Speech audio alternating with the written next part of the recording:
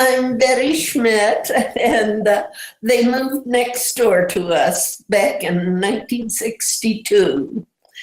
And it was a Friday, and it's best if Pat tells you about that because she never lets me forget. You know, I'm the one that always had foot and mouth disease, and I never recovered from it.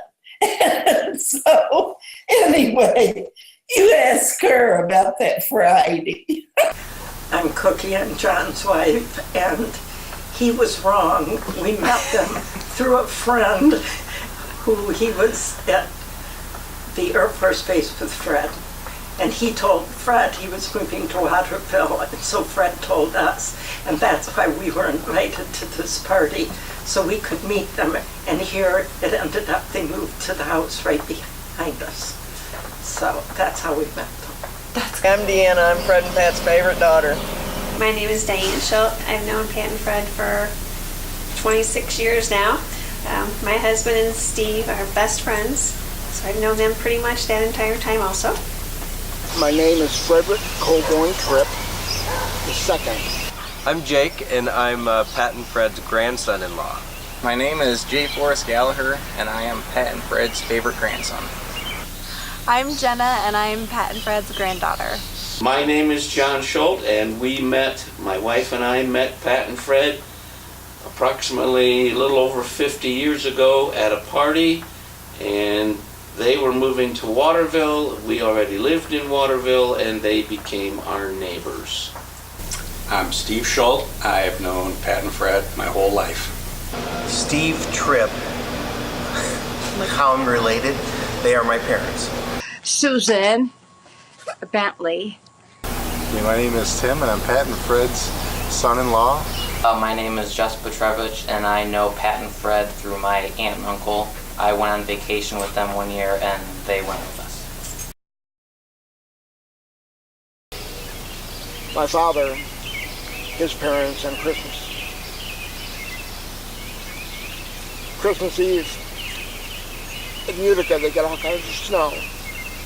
And he remembers Christmas Eve, or Christmas Day, one of them, chasing his father out of the driveway because his father was leaving his, mother. They were fighting, and that's just how he remembers Christmas at his house.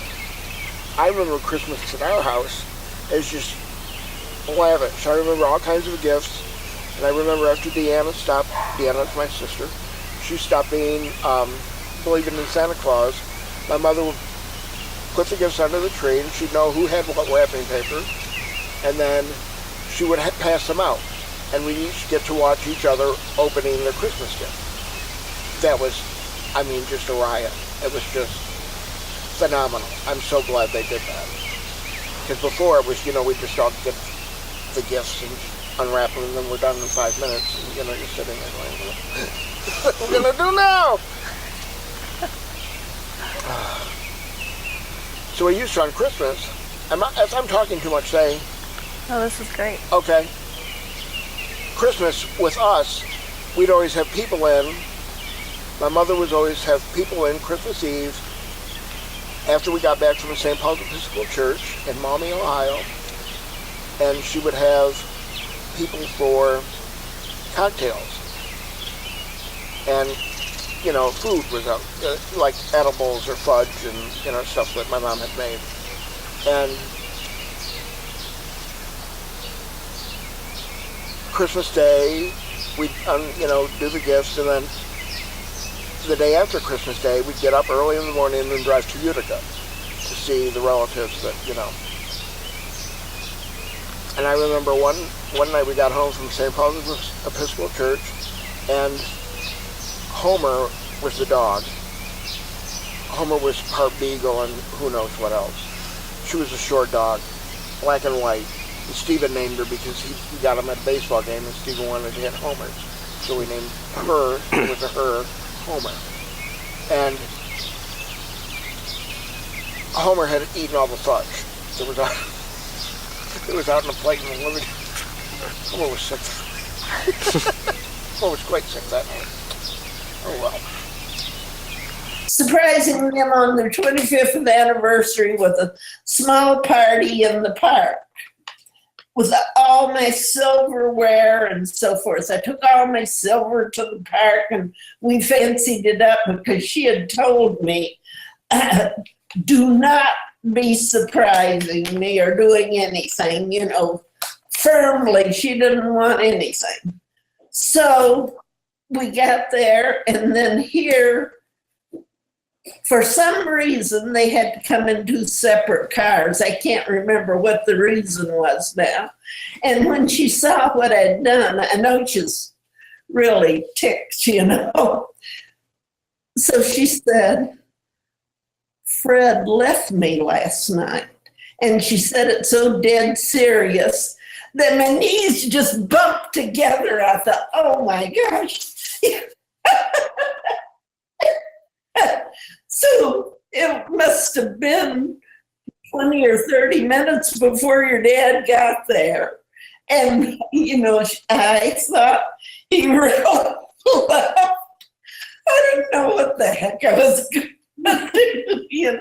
Then finally he pulled up. So she reversed that and did that to me. So the joke was really on me.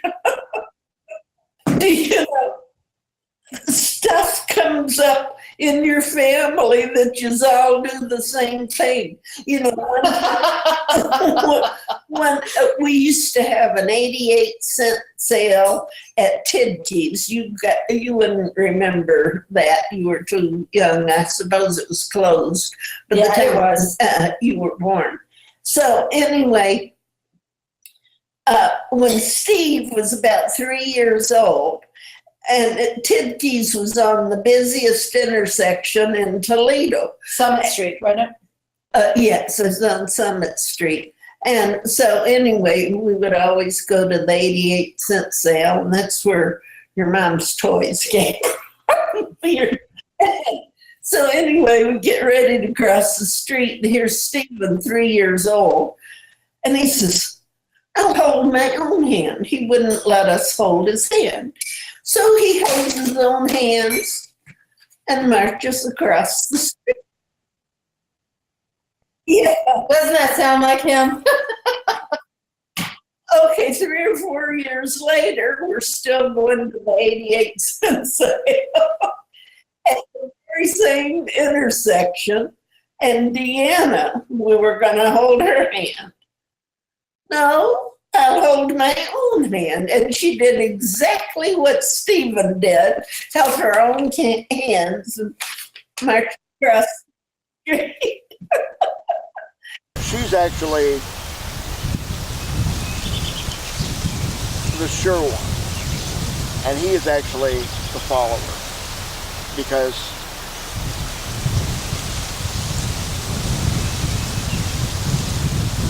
during my accident happened, my father was in Florida, my mother was in Monclova. My mother called Stephen, and she went to the hospital, Toledo Hospital, and Stephen said, she said, I put too much time in him to lose him now. Do your best, he's not going anyplace. And her stubbornness, I don't know if it's her stubbornness or helped, I'm sure it helped me get better. My father, on the other hand, was in Florida, and my uncle drove him from Daytona Beach to Orlando.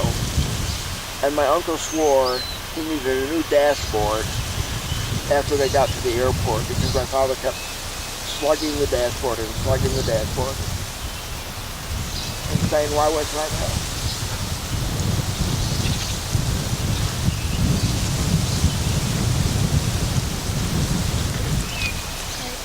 From braving the LA transit system to trying foreign foods and spontaneous road trips, I feel like they're always up for an adventure. I remember as a kid we used to laugh a lot about Archie and Edith from All in the Family, and they were just a terrific example, and my dad would pick up some of the same words. Of course, he called my brother Meathead, and my mom would be called Dingbat on occasion, but they've always had a loving relationship, and we always knew that my mom was in charge. We used to do a lot of things like, we took them to a farm auction the one time, and there was all this homemade pies in the barn, and it was cold. And at one point, Grandma and me were bidding on the same thing, and I couldn't see her. I didn't know we were. My brother-in-law come hurrying over. He says, "You gotta back off, that your friend you're bidding up." So I shut up and she got it. We had such fun that day. They had never been to an auction, I don't think. And that was really fun. One of my dad's favorite sayings, whether something wasn't done completely correctly, he would always say, "Would a blind man running down Genesee Street notice the difference?" or something close to that. I'm sure he'll correct me on this, but it was always great. Pat and her, we were driving down the road and we saw a bumper sticker that said, "I have a drinking problem, and I only have 2 hands." And Pat said, "Well, I think the state made him put that on." When they lived, they lived in Concord, we lived on Mount Vernon. And the girls, Deanna and Sarah, were the same age. And I think the birthdays are like a month apart. And they actually went into the garage and got the lid off of the paint can, and were painting their father's convertible.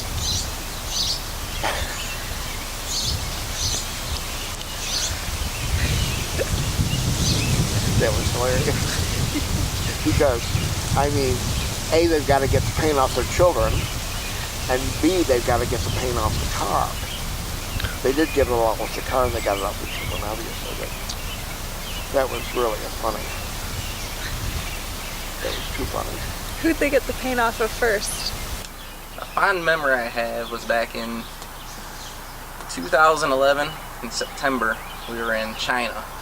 I don't know where we were at in China, but we were somewhere. They let us do our own little excursion one night, and we were just walking around. We saw a restaurant that kind of looked interesting. Figured we'd try it out. And we go into this restaurant and talk to the hostess, I guess you could call her, and we couldn't really talk very well. She didn't know to look at English, but we walked in and she walked us through this restaurant, and she put us in this room in the back of the restaurant. No one was there, and she just put us in this room and closed the door. Like, they didn't want to see us at all. So we just sat there, and another waitress came in, took our order, and we were like, "You guys take card?" But we asked her by showing her the card, pointing, and she gave us a thumbs up. So we're like, all right. So we sat down, and we actually had a really good dinner. No one was in there. They just kept bringing in, I think they brought in soup in our food, and we had a window overlooking the city. So we had a really good dinner, probably one of the best dinners we had there. And then some trouble happened.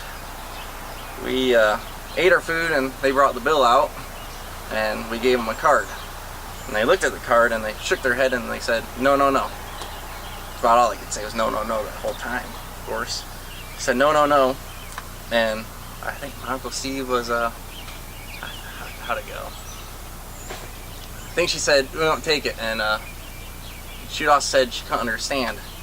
And during that thing, my Grandpa Fred, he sometimes doesn't do the best under pressure. So in order to make her understand, he would repeat whatever my Uncle Steve said, only louder. So my Uncle Steve said, "Do you take card?" And then my grandpa would echo, "Do you take card?" And just scream. And this happened for probably 5 minutes, and his face got pretty bright red, and we were all just laughing. And I thought it was pretty funny. I think Grandma thought it was funny too, and Grandpa just, I've never seen him that worked up. In order to translate, he would just talk louder and louder and louder. So after that, my Uncle Steve had to actually leave the room and take her out of the room because Grandpa was getting so fired up. And then they walked him to a another couple of tourists that were on our group, and they actually paid for us, and he came back and he said we were all good. But I've never seen my grandpa get that mad, and it was just hilarious seeing him try to communicate with foreign people, I could say. Every Christmas, Pat and Fred would come over early, and we would have coffee and cookies waiting for the kids to wake up. They talked on the phone. And you'd always know they were talking on the phone because it's like 5 minutes of nonstop, my mother, and then it's quiet, and then 5 more minutes of mom, and then quiet, and you know, it just goes back and forth like that. Anyway, and I called Cookie's house, and the number was busy, so I figured they were talking to each other. So I actually had the operator interrupt their phone call to say that I was sick and needed to come because I couldn't do it anymore. Oh dear. That's funny. That, and he does do that about my name. We were in the railroad station going out west. It was like 5 in the morning, and we're sitting there waiting for the train to come in, and all of a sudden we hear somebody do that so loud all over the station. Here he was coming in and from New York, and we didn't know we were going out when he was coming in, and he walked in and saw us, and he screamed that all over the station. Yeah, he does that a lot to embarrass me. You know, that's another funny story. The one time, just a bunch of us ladies went out to Crane Creek. And, Freddie must have been about 8 years old or something like that. And he locked the keys in the trunk. Here we were. Pat had driven, and this was all we had was Pat's car. And there's the keys locked in the trunk. So we started asking, well, first we asked the forest ranger, you know, if he could get us in, and he couldn't. And so we just started asking people that pulled up there if we could try their keys. Would you believe the 5th person, their key fit? Only nothing. Yeah, so we retrieved. Yeah. Yeah, well, that was quite a while ago, you know. Was that Indiana Burner Feet? No, that was at Wampler's. Yeah, did you know about your mother getting her feet burned so badly one time? Yeah, that was up at Wampler's Lake. And I can't remember. Well, I guess I wasn't looking or something, but I can't remember how she just walked through the fire. No. The grill, the coals in the grill. Yeah. That's we were getting ready to go or something, and somebody dumped that out. And she walked through it. It was on the ground. Oh, yeah. That was really bad. They had to take her to the hospital.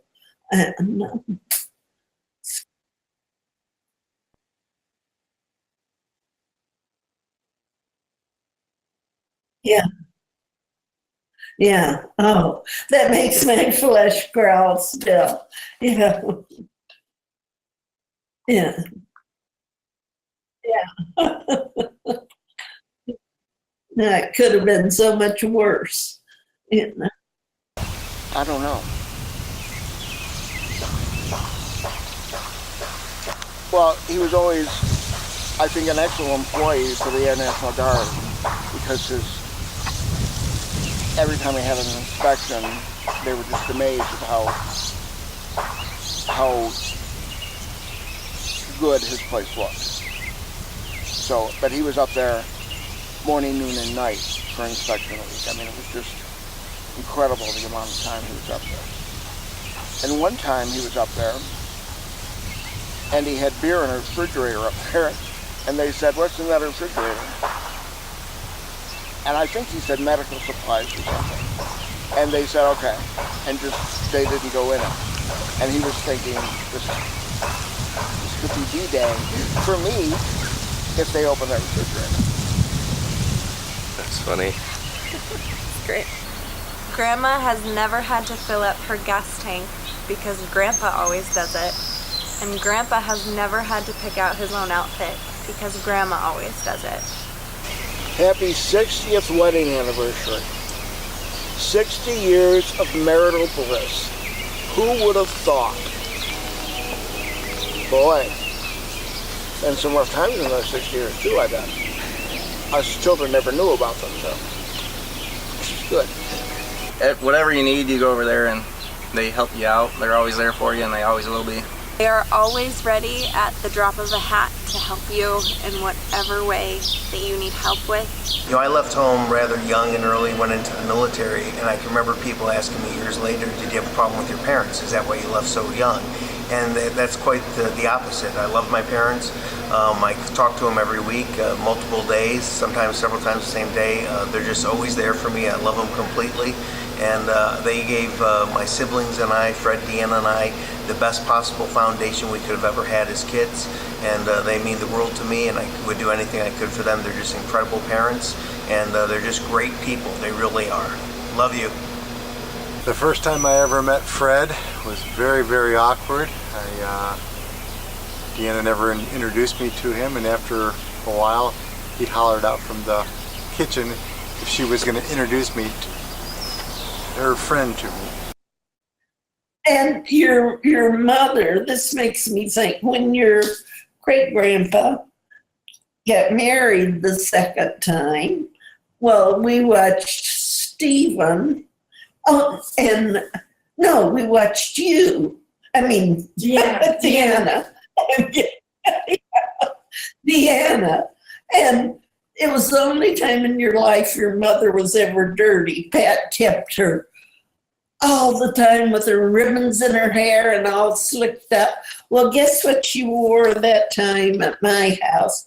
She fell in love with an old swim cap, and she played mostly with the boys next door, and I let her go without a shirt. She was like 3 or something. I let her go without a shirt, and her belly was dirty, and she had the best time of her life. It was the only time she ever got a chance to get dirty. That was on a Memorial Day sometimes, Memorial Weekend. Yeah. My mom was always there for me. I can remember coming home many nights late, and the light would always be on for me no matter what time I came home. She would always leave the light on me, and when I would see the light in the distance, I knew that was my mom's love. I'll never forget the day where you told Steve that, hey, you ever break down on the road or you ever need me on the road at any time, I'll come and get you. And my favorite one was Steve and I had been at Dixie Electric Company. Can I tell the story, Steve? Sure. Okay. So anyways, we were at Dixie Electric Company. And I had this ID that was Manual C Busto. Okay, I asked Steve how I got it. But anyways, the ID, I had gotten a couple drinks for us at the Dixie Electric Company. Well, 2:30 rolls around and we're not in condition to drive. So Steve says, "We call your dad." And I said, "We're not calling my dad. My dad's gonna say, sleep in the car." I said, "We'll call your dad." He said, No, we're not calling my dad.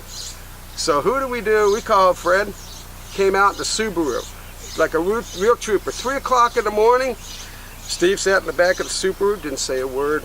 I sat there and I'm like, oh, feel really good and warm and fuzzy and everything from the spirits that we had. And I'm like, "Fred, thank you so much. What were you doing?" This thing. Thank you, Fred. You're an awesome father figure, and you and Mrs. Tripp are a great couple. Thank you. And remember your pink boots? Well, I was the reason you got your pink boots. Your mother had never bought anything for somebody, that was used. She didn't like that idea at all. And I realized you were a prissy little girl, and you would like the glitz and the glamour and stuff, which you turned out That was what you liked. And so I wanted to get them for my Julia. You can't remember her now, I don't think. My daughter Bonnie's daughter.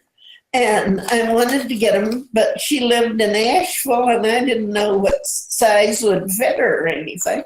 So I practically begged your grandma to get those. And she did.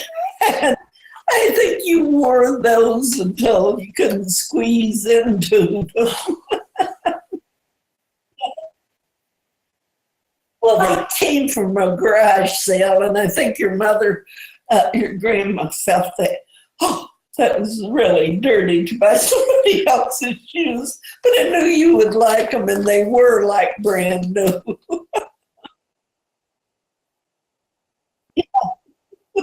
But she realized you liked them very much. Oh, and can you think one time, Smitty would sometimes say that he knew how to do something or whatever, and he really didn't. He just always said he could, you know. So we were going to go on a picnic to a quarry up in Monroe, Michigan. And talk about, you know, you say all over hell and half of Georgia or whatever. Well, in this case, it was all over hell and half of Michigan. We drove and we drove and we drove, and Fred got really upset because Steve and Deanna were not good riders. So Fred's dander was out on the end of every area. And there's one thing I remember. We finally did find the quarry after it was practically sundown, I think. Let's see. Oh, shit. Oh, that was fun. After it was over with. But it was a very pretty quarry and stuff. We did enjoy it. I think we went back another time when we knew the way. He recently got my mom a ring to celebrate this great occasion, 60 years together. And she found out, of course, before he could give it to her, and he ended up throwing it at her. And then she explained to me, as she's laughing, that was exactly how she got her first ring from him. Well, I said, and then there's Fred. But I have to, it's more than 3 words. No, your dad, I mean, your grandpa, slept in my floor 2 nights before my husband was taken to hospice. And I'll never forget that. But, you know, he has that mouth, so. But he was there to help Dad. Yes, Anything he needed. He was there. He was terrific. And the medicines and stuff, he would go over his medicine. He even went to the doctor with me, with Smitty. And I can't say enough. So I can't be that nice to him and just say. My grandparents are the most selfless people that I know. We used to go to breakfast at the lake and do things like that. That was really nice. And we used to go out to their house every Christmas Eve. And that was really a special thing because neither of us had our own in town, you know, so we were like, kind of like relatives. So that was really nice. Terrible in riding in the car. I guess you'd get kind of car sick or something. And Stephen too, they were total brats riding in the car. Anyway, Deanna, we were in some department store that was pretty nice and stuff. And my Bonnie was, you know, just a little bit older than her, you know, 3 or 4 years older. I can't remember just how much older. But anyway, Bonnie was about 5. And Deanna laid down in front of the dressing room floor and had the worst fit you ever saw. Well, Bonnie was old enough to be embarrassed. She thought, oh my goodness, I'm just embarrassed to death with this kid having this fit. And then with her black hair and stuff, and Stephen was a blonde, every time he acted up, Pat acted like he was my kid. And he, so she got away with a lot of stuff.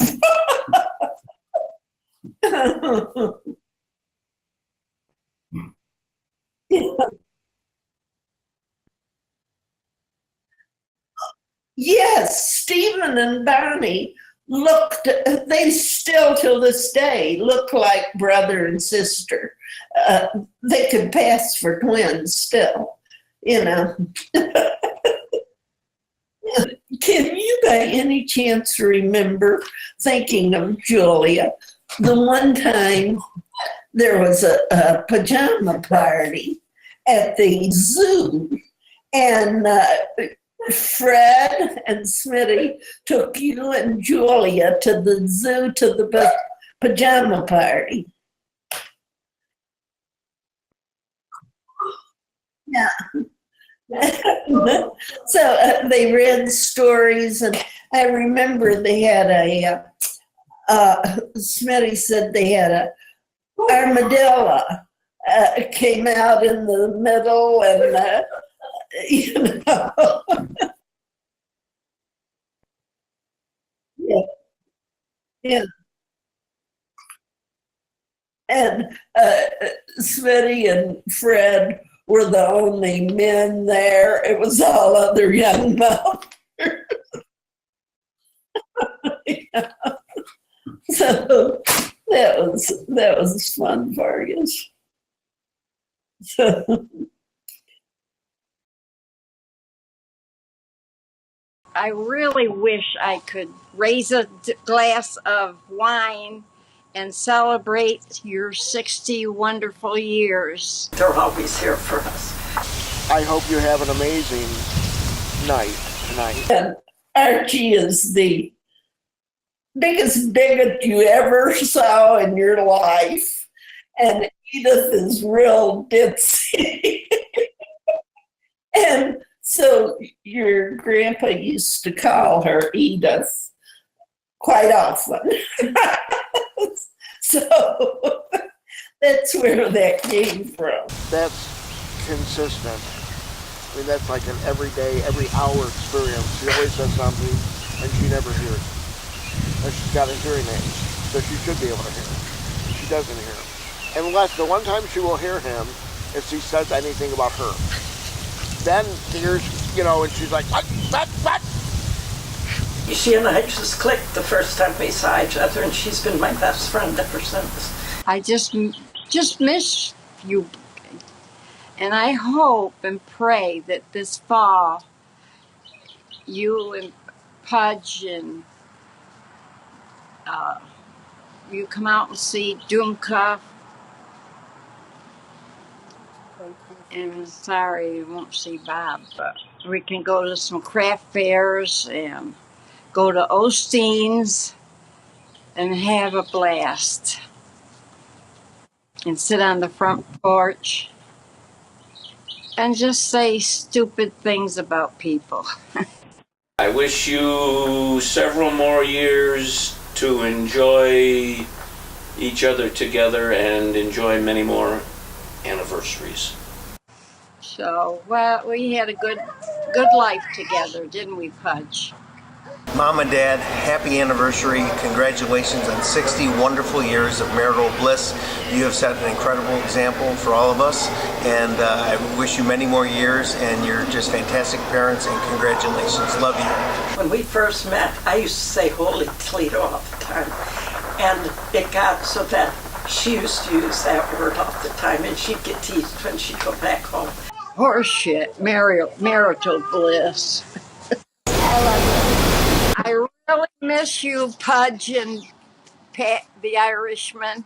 You're not just our friends, you're our family, and we love both of you. He's just so much like Grandpa, it's scary.